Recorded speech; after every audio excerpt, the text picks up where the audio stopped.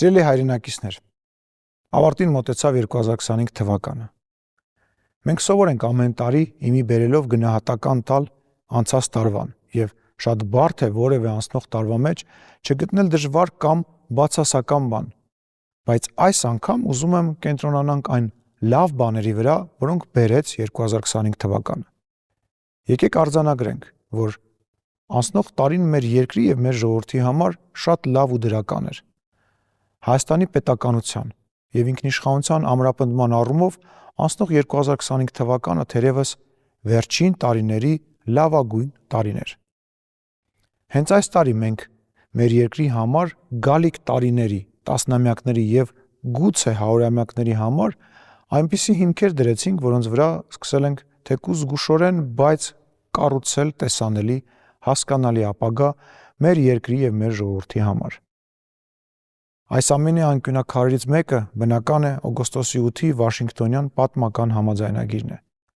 որը խաղաղության առաջին արձանագրումն էր։ Մյուս անկյունակարը Տավուշի մարզի սահմանազատված սահմանն է։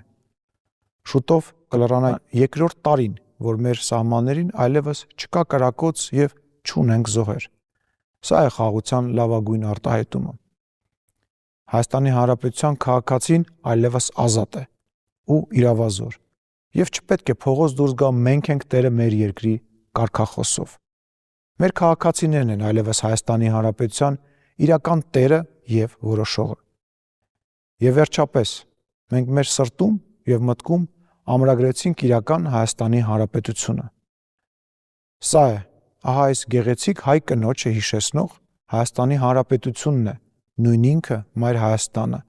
մեր երկիրը, իր 29743 քառակուսի կիլոմետր տարածքով, իր կապուտակ սևան ականջողով,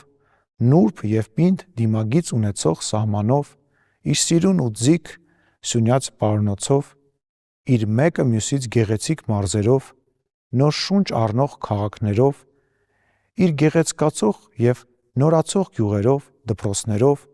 իր միշտ փայլող եւ հյուրընկալ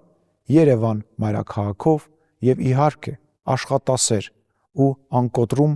միշտ իմաստուն հայ ժողովրդով, ձեզնով սիրելի հայրենակիցներ։ Սա է այն իրական Հայաստանը, որ մենք տեսնելիս պետք է հայրենիք կոչենք։